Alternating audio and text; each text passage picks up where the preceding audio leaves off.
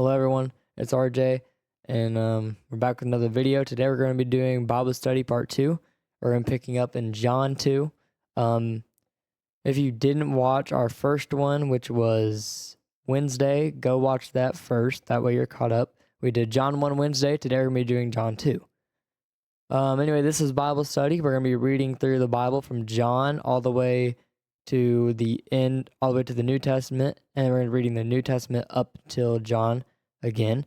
So yeah, please enjoy this to help grow my relationship with Jesus and your relationship with Jesus. Okay, let's get started. 2 days later, there was a wedding in the town of Cana in Galilee, and Jesus' mother was there. Jesus and his followers were also invited. At the wedding, there was not enough wine, so Jesus' mother said unto him, "They have no more wine." Jesus answered, "Dear woman, why are you telling me this?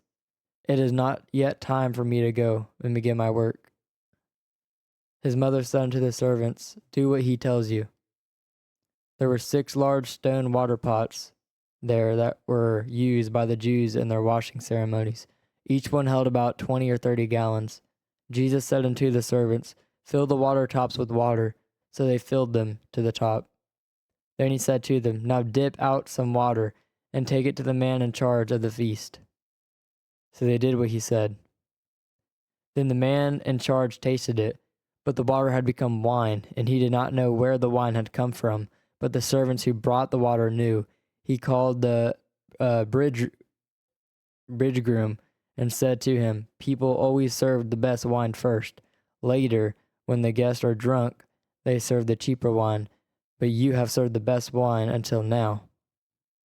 This was the first of the miracles signs Jesus did, and he did it in the town of Cana in Galilee.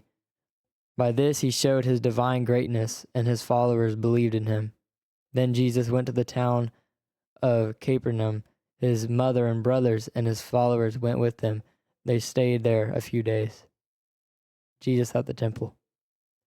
It was almost time for the Jewish Passover, so Jesus went to Jerusalem. There in the temple area he saw men selling cattle, sheep, and doves. He saw others sitting at tables, exchanging and trading people's money. Jesus made a whip with some pieces of rope. Then he forced all these men and the sheep and cattle to leave the temple area. He turned over the tables of the money tenders and scattered their money. Then he said to those who were selling pigeons, "Take these things out of here.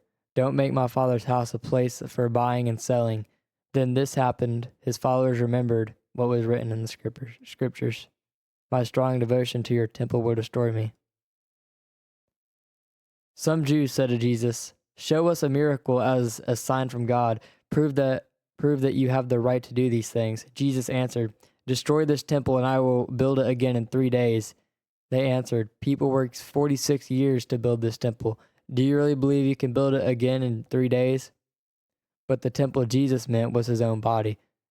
After he was raised from death, his followers remembered that he said this. So they believed the scriptures, and they believed the words Jesus said. Jesus was in Jerusalem for the Passover festival. Many people believed in him because they saw the miracles he did. But Jesus did not trust them because he knew how all people think. He did not need anyone to tell him what a person was like. He already knew. That is the end of that. So right here is basically the main points. I found this. This will kind of be our Bible study because I wasn't that good at doing the notes thing last time. So let's go over some of the main points for John 2. So right here we have Jesus was a people person. He spent time with the common people and was simply a friend. His missionary was among real people at the real event in a real location. We should make ourselves friendly, be the kind of person that others will consider you are pleasant to be around. Number 2, Jesus was goal-oriented. He was intent on his purpose. He viewed everything in light of it. When Mary came to him about the lack of wine, Jesus commented that his hour had not yet come. He came to seek and to save that which was lost. This was his goal. That was his calling. if anything would distract from that or not be useful towards the goal, he would not do it. We also need to be goal orientated. When we are asked to do something, we should consider if it fits in with our goals or not. We set goals for our life biblically, and then set your mind to pursue those in all of your activities. So we're just going to read those two right here. I may try to find something else for John 3. I don't know. Maybe we'll come back to this site right here for the main points. That's the end of this one. Thank you, and come back Saturday for wait. Yeah. Come back Saturday, and we'll have Bible study again in John 3. Thank you. Love you guys.